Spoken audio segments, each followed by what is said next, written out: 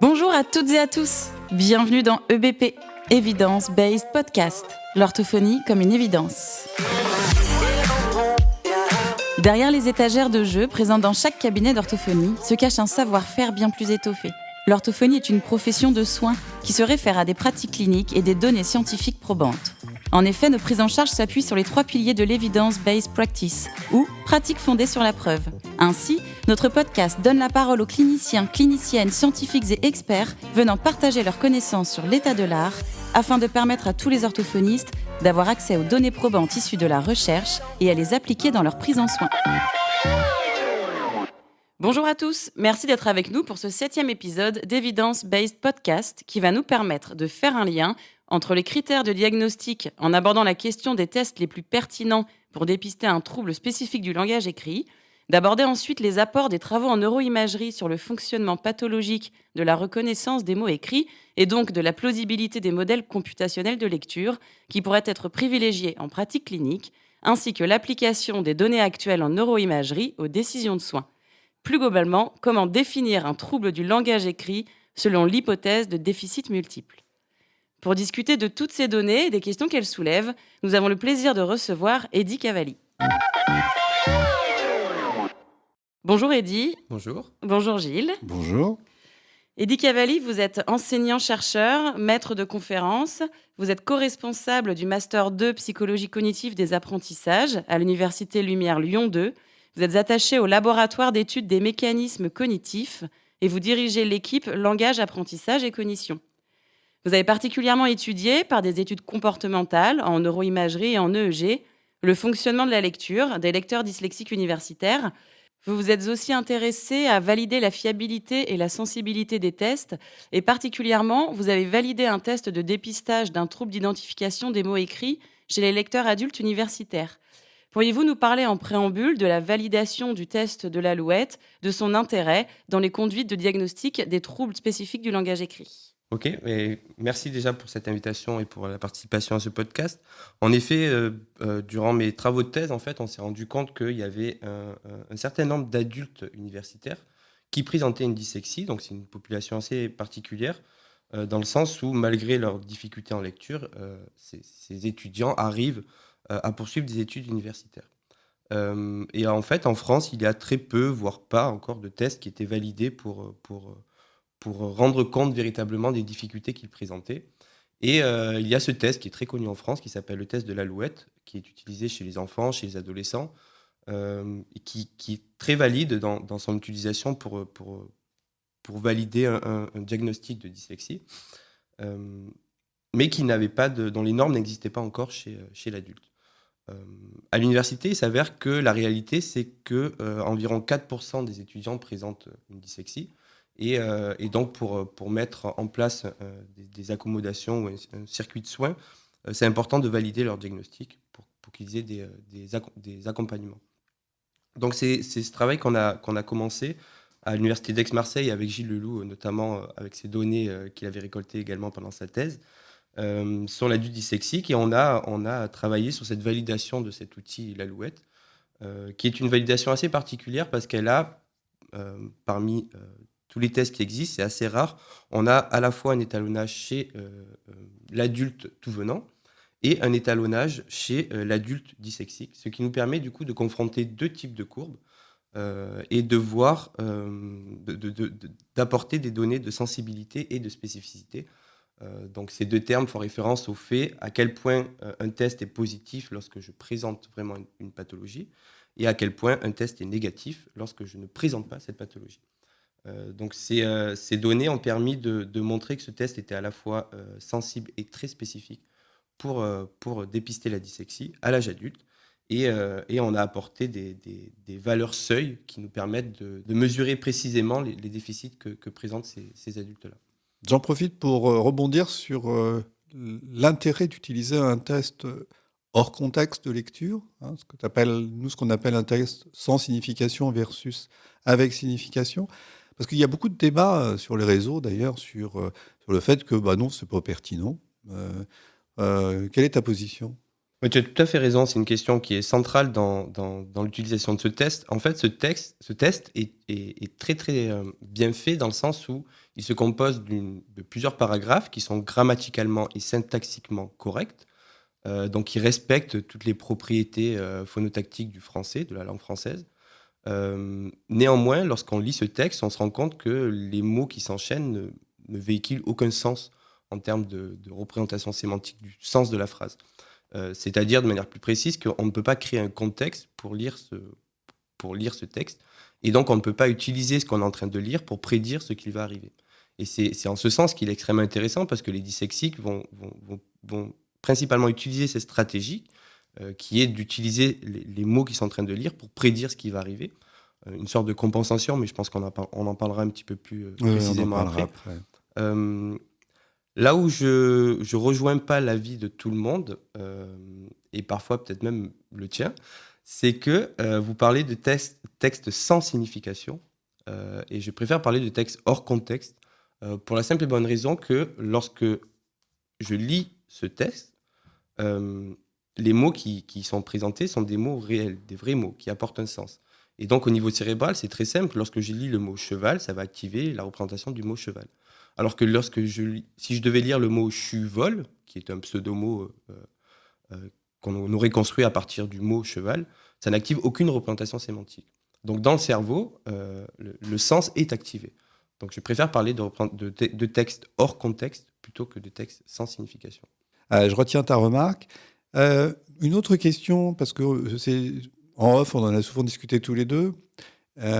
Pourquoi il y a aussi peu de textes hors contexte, à part que le Flamingo Test qui a été développé là, c'est ça? Pourquoi en recherche scientifique, on n'a pas ce postulat d'utiliser des textes hors contexte? Alors c'est tout à fait intéressant ta remarque parce qu'en effet, à la suite de la publication de notre travail sur l'Alouette, il y a l'équipe dirigée par Marc Brisbart qui a donc dans une langue flamande qui a publié ce test qui est le Flamingo Test qui reprend exactement la même structure que l'Alouette avec toutes ses particularités et qui a fait une étude de validation sur une population d'adultes dyslexiques universitaires et d'adultes non dyslexiques et qui retrouve exactement les mêmes critères de validité, spécificité et encore plus intéressant, les mêmes cut-off qui nous permettent de poser des hypothèses, en tout cas de dépistage d'un trouble de la lecture.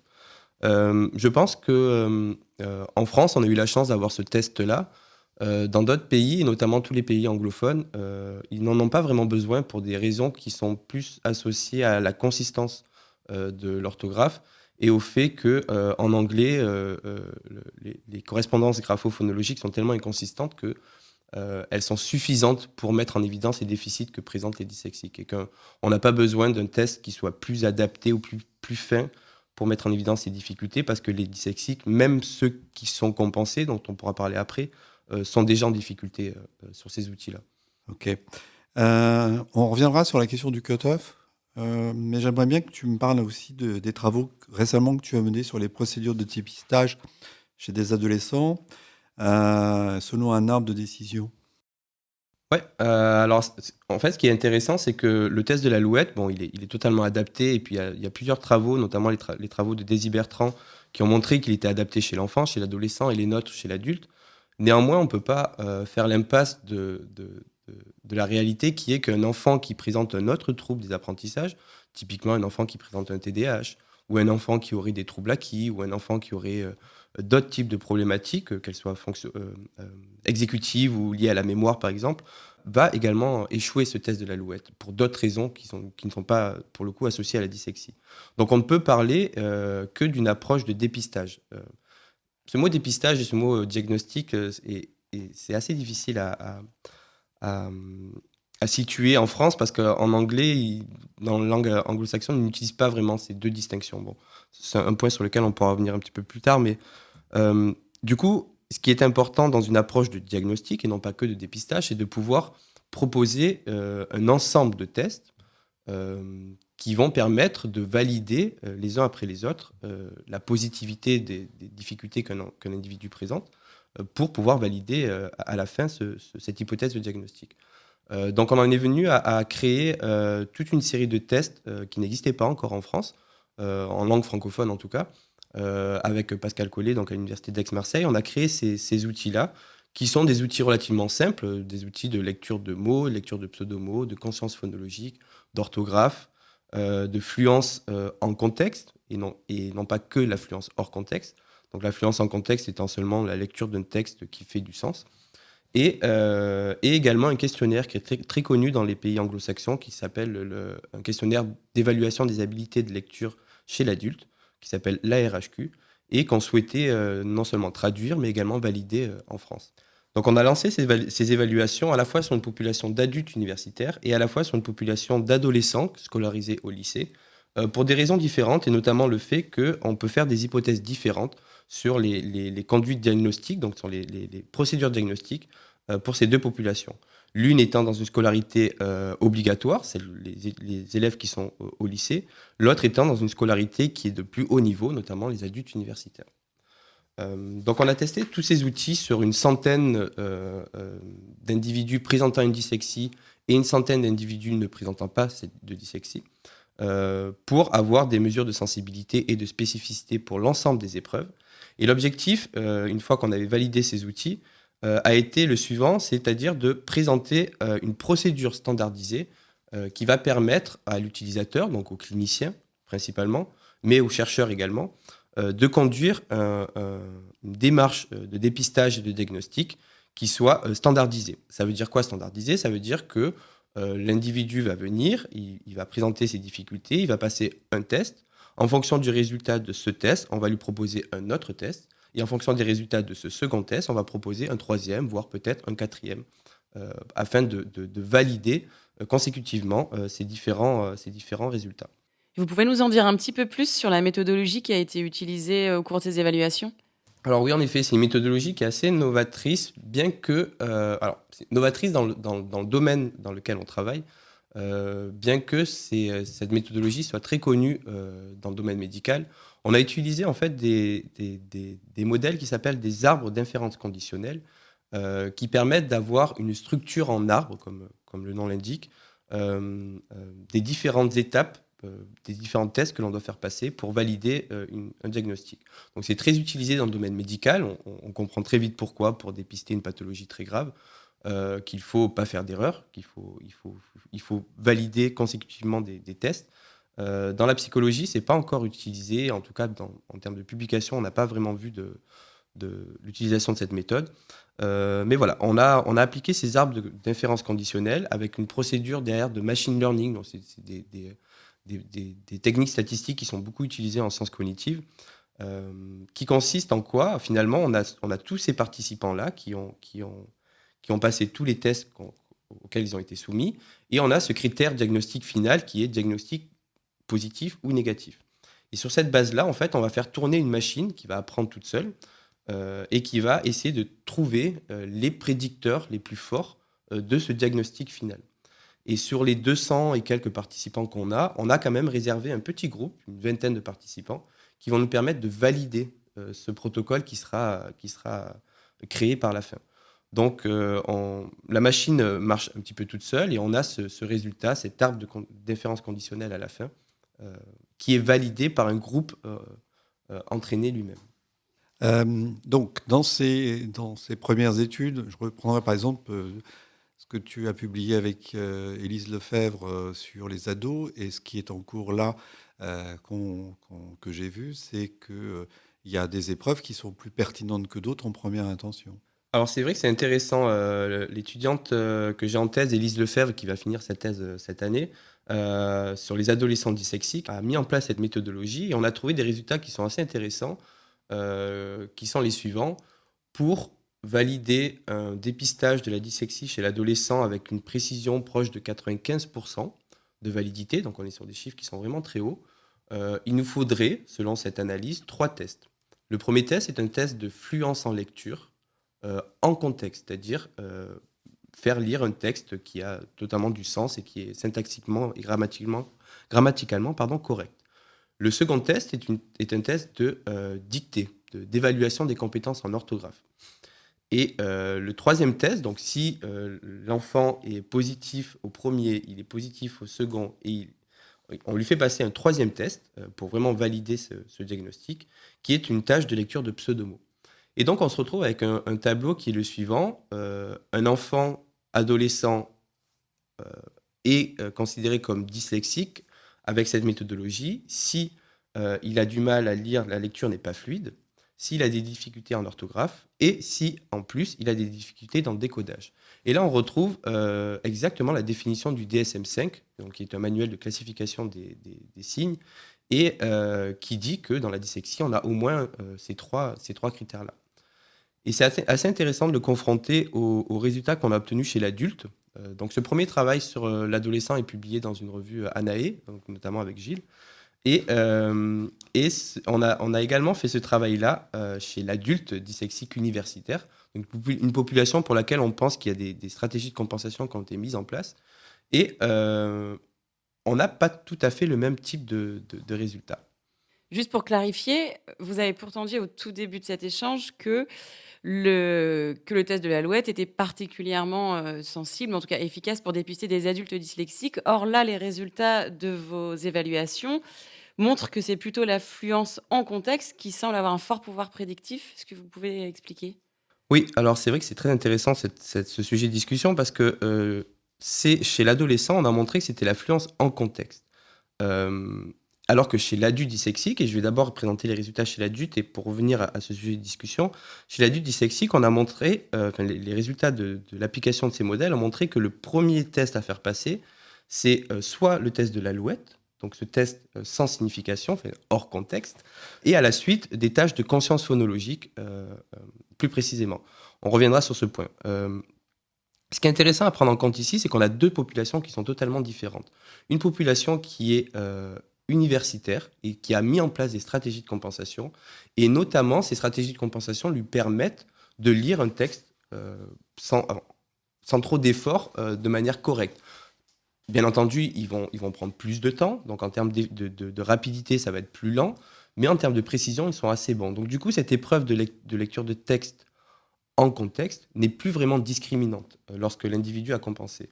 Alors que sur une population qui est un petit peu plus jeune, et notamment chez les adolescents, une grande majorité d'entre eux n'ont pas encore compensé, n'ont pas réussi à mettre en place des stratégies qui sont efficientes et qui leur permettent de mettre en place une lecture qui est relativement précise.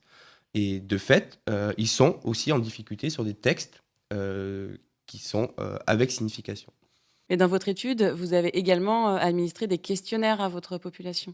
Oui, en effet, on a administré ce fameux questionnaire qui est très connu dans les pays anglo-saxons, qui s'appelle un questionnaire d'évaluation des habiletés en lecture, qu'on appelle ARHQ, et qu'on a validé en France. Donc on a d'abord traduit, et ensuite on a essayé de le valider. Et il s'avère que chez l'adulte dyslexique universitaire, ce questionnaire sort en premier lieu, au même titre que l'Alouette, dans les premières étapes de diagnostic. Et c'est assez intéressant, pourquoi ? Parce qu'en fait, on est dans une procédure qui est totalement clinique et qui est associée soit à la neuropsychologie, soit à l'orthophonie, qui est d'écouter la plainte du patient. C'est-à-dire qu'on a des adultes dyslexiques qui vont venir et ce questionnaire va nous permettre de suivre les difficultés qu'ils ont rencontrées tout au long de leur scolarité, de l'enfance à l'adolescence jusqu'à l'âge adulte. Et en fonction du score qu'on aura obtenu à ce questionnaire, on pourra avoir une idée de l'amplitude des difficultés que ces individus ont ressenties tout au long de leur développement. Et pour conclure cette question de l'évaluation, tout à l'heure, vous avez abordé la notion de conscience phonologique. Est-ce que vous pouvez nous détailler un petit peu plus ce que vous entendiez par là ? Oui, en effet. En fait, les épreuves de conscience phonologique, on pourrait appeler plus des épreuves de segmentation phonologique dans la langue française, sont assez intéressantes parce qu'elles demandent aux participants de décomposer une suite de sons qui sont présentés à l'oral. Par exemple, je vous dis le son trop pu là, donc qui est un pseudomot qui ne fait référence à aucun sens, et je demande aux participants de retirer ce premier phonème ou syllabe, tout dépend du niveau de précision que l'on souhaite. Le participant doit donc faire une tâche de segmentation dans sa tête et répéter à l'oral ce qu'il reste lorsqu'il a enlevé ce premier phonème. Donc si je vous présente par exemple le son SPO, S-P-O, à l'oral, le participant doit retirer le phonème associé au graphème S et ne répéter plus que la combinaison PO, donc PO. Il s'avère en fait que c'est une tâche qui est extrêmement difficile pour les individus qui présentent des troubles de la lecture, Et que ce soit à l'enfance, à l'adolescence et également à l'âge adulte, c'est une des difficultés qui persistent le plus. Oui, tu connais un peu ma position sur cette question, où cliniquement, je ne suis pas sûr de retrouver ça. C'est-à-dire que j'ai toujours l'impression que cette tâche, elle est sensible chez les jeunes enfants, mais qu'après, je ne sais pas de quelle façon cette tâche est reliée au niveau des représentations orthographiques que peuvent avoir la personne qui traite cette information. Ça, c'est une vraie question pour moi. Et la deuxième chose, c'est qu'il y a d'autres hypothèses que l'hypothèse phonologique pour expliquer un déficit d'identification des mots écrits. Oui, en effet, je connais ta position là-dessus et les débats qu'on peut avoir, même si je ne suis pas sûr qu'on pourra tout résoudre aujourd'hui, mais quoi qu'il en soit, s'il s'avère que cette tâche de conscience phonologique reste une tâche qui est globalement échouée par les dyslexiques et qui est une des tâches les plus discriminantes. Et on le retrouve ici parce que les statistiques ne mentent pas. Tu sais à quel point j'aime la méthodologie et les stats. Et ici, les statistiques inférentielles me disent quoi? Elles me disent que après une anamnèse ou la lecture de l'alouette chez un adulte dyslexique, la tâche la plus importante qui permet de discriminer ces individus est une tâche de conscience phonologique. Et je pense qu'en fait, c'est un des déficits qui persiste le plus, si et seulement si on reste dans une tâche qui est sur des items pseudomots et non pas sur des items mots pour lesquels il est possible, mais encore je mets des réserves, qu'on active un petit peu moins les représentations orthographiques pour ce type de tâche. Tu es d'accord que c'est sur le temps et pas sur la précision? On fait un petit peu mieux que ça. C'est ni sur l'un ni sur l'autre, mais c'est sur les deux. Et je pense que c'est une des meilleures mesures que de prendre en compte l'efficience d'un comportement, notamment sur une population d'adultes qui, encore une fois, a mis des stratégies de compensation en place. Et l'efficience représente quoi? C'est simplement le rapport entre la précision et la vitesse d'un comportement.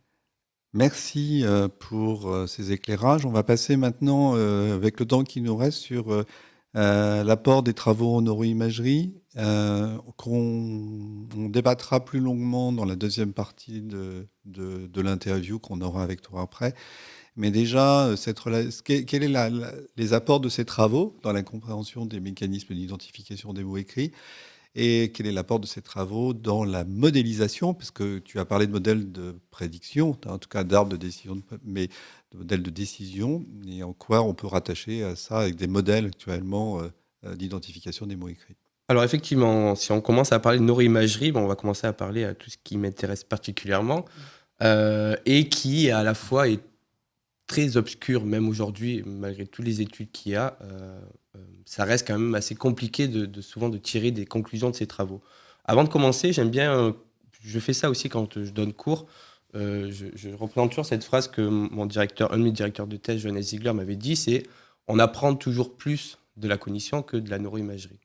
Et je suis d'accord avec ça, c'est-à-dire que toutes les hypothèses que l'on peut avoir en neuroimagerie sur le fonctionnement d'un individu ou d'une pathologie, c'est des hypothèses qui, in fine, sont issues de la psychologie cognitive et de la neuropsychologie.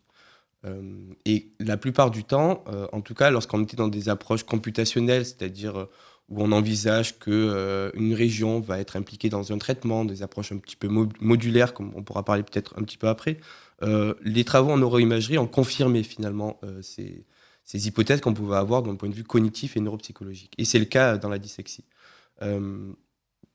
Là où ça devient intéressant, c'est quand on commence à réfléchir sur le fonctionnement du cerveau dans une perspective plus connexionniste, c'est-à-dire un modèle connexionniste qui est la métaphore non plus de l'ordinateur, mais la métaphore du fonctionnement du neurone, avec ses degrés d'activité et entre différentes régions, et surtout l'hypothèse, la possibilité que différentes régions peuvent travailler en même temps, avec des traitements qui sont en parallèle. Et dans la dyslexie, ce qui est très intéressant, c'est que ça serait plus des approches de connectivité, donc des difficultés de connectivité, de communication entre les régions, et également des difficultés d'activation de certaines régions. Et qu'est-ce que la neuroimagerie a apporté sur la compréhension des procédures d'identification des mots écrits? Ok, donc dans ce type de réponse, j'aime bien commencer en me référant toujours aux travaux totalement princeps de Stanislas Dehaene qui concernent l'ère de la forme visuelle des mots et cette découverte de cette région qui serait impliquée principalement dans la reconnaissance des mots écrits. En fait, ce qu'il faut savoir, c'est que le cerveau est prédéterminé génétiquement pour traiter le langage oral. C'est quelque chose le langage oral a plusieurs millions d'années dans notre espèce et le cerveau s'est développé. Il y a plusieurs hypothèses, on pourra les discuter si besoin, mais il y a plusieurs résultats qui attestent de cette réalité-là. En revanche, le langage écrit, c'est quoi? C'est à peu près 6000 ans sur l'espèce humaine. Et 6000 ans, c'est pas du tout suffisant pour mettre en place un aspect déterminisme. C'est-à-dire le langage écrit serait déterminé génétiquement dans le cerveau. Ce n'est pas du tout le cas.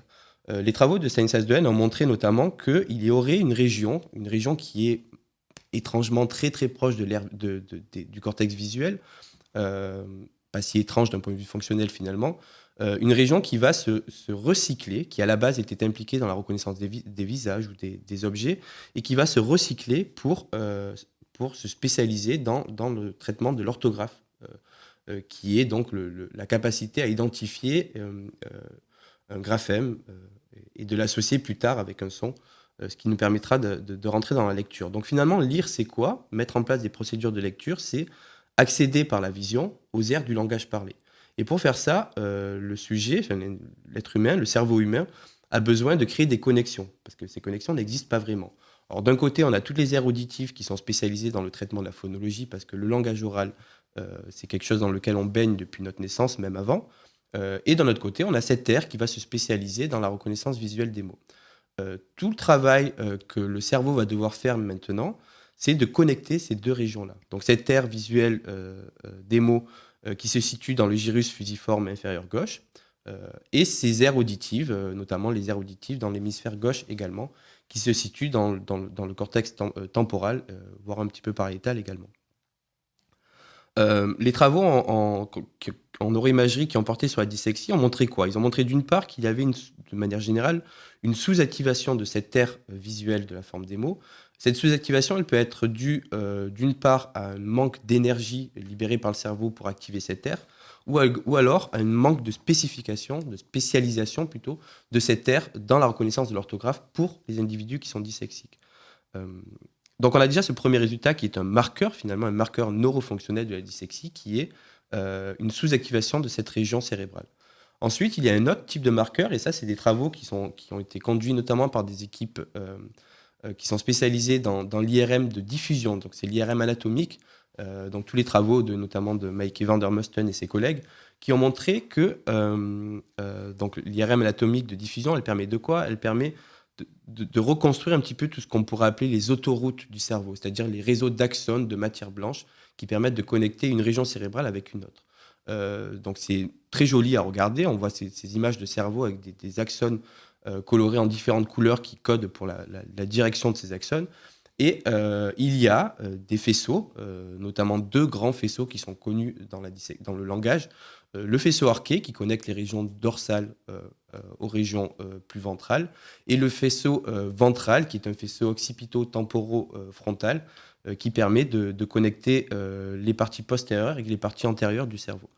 Et la littérature a montré quoi ? Elle a montré que le faisceau arqué, donc celui qui va connecter les régions auditives avec les régions ventrales, notamment cette aire visuelle de la forme des mots, la densité des fibres axonales ne serait pas la même chez les individus dyslexiques que chez les individus non dyslexiques. D'où, pour terminer cette première interview, le lien avec les modèles de lecture et une autre façon de concevoir ces modèles. Oui, totalement. Alors là, tu me lances dans un sujet qui m'anime beaucoup, qui est l'utilisation de ce fameux modèle à double voix pour expliquer ou rendre compte, ou pire des fois, mettre en place des procédures de rééducation de la dyslexie en utilisant ce modèle-là. Alors là, je suis un petit peu sceptique parce qu'en fait, historiquement parlant, ce modèle, il est très intéressant, bien entendu, mais c'est une approche computationnelle qui, comme son nom l'indique, se base sur la métaphore d'un ordinateur. Et qui commence à dater, mais encore ça, c'est pas le plus problématique. Le plus problématique pour moi, c'est que c'est un modèle qui a été créé suite à l'identification de pathologies acquises et non pas de pathologies développementales. C'est-à-dire que j'ai deux voix, une voix ventrale, une voix dorsale, une voix phono, une voix ortho, qui rend compte, lorsque cette voix est lésée, des déficits que présentent les patients qui ont un trouble acquis. Donc effectivement, un individu qui va avoir une lésion de la voix qu'on va appeler orthographique, il va avoir un certain type d'aphasie qui va se manifester par des difficultés dans le traitement de l'orthographe et un maintien des procédures phonologiques. Donc on a cette jolie dissociation qui est à la base de la neuropsychologie, et un autre individu, donc pour parler de double dissociation, un autre individu qui va avoir une lésion dans les aires auditives, lui va avoir les compétences phonologiques qui sont déficitaires, alors que ces compétences orthographiques vont être préservées. Et donc, on est clairement dans ce modèle lésionnel à double voix qui est totalement fonctionnel. Là où c'est beaucoup plus compliqué, c'est lorsqu'on essaie d'appliquer ce modèle à la dyslexie développementale. Parce que comme son nom l'indique, la dyslexie est un trouble neurodéveloppemental. Ça veut dire quoi ? Ça veut dire qu'un individu naît dès la naissance avec ce fonctionnement, je cherche toujours mes mots quand j'essaie de parler de dysfonctionnement, parce que pour moi, ça n'est pas vraiment mais ce fonctionnement qui est différent de la majorité. Atypique. Atypique, c'est le mot qu'il faut dire. Dans ce cadre-là, on ne peut pas concevoir que les procédures phonologiques et orthographiques ne se développent pas en même temps. Et donc, un individu ne peut pas présenter des performances d'un bon niveau sur la phonologie, des performances d'un mauvais niveau sur l'orthographe.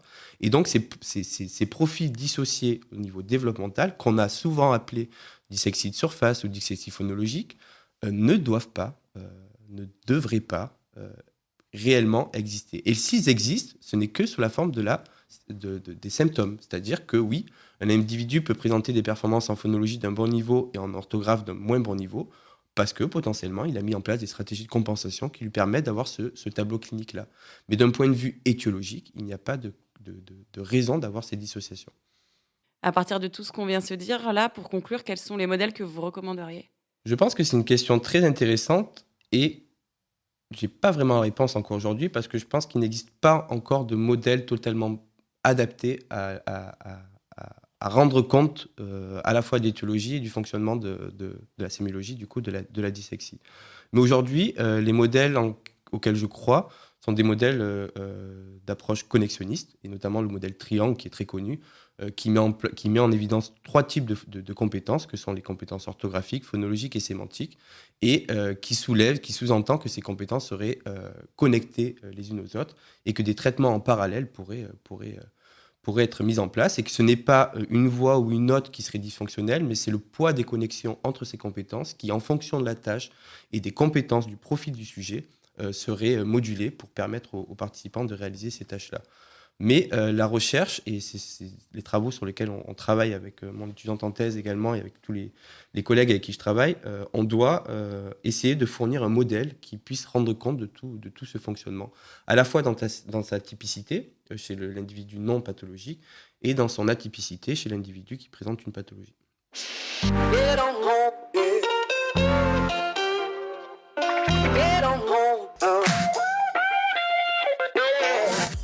Merci à vous, Eddy, d'avoir été présent et d'avoir répondu à toutes nos questions. Et merci à Gilles d'avoir co-animé cet épisode. Nous nous retrouvons pour un nouvel épisode d'Evidence-Based Podcast dans 15 jours, en compagnie de Madame Valérie Lartaud-Pierquin, orthophoniste, avec qui nous discuterons de la pratique clinique, de l'apport et des limites, selon elle, des recommandations de bonne pratique.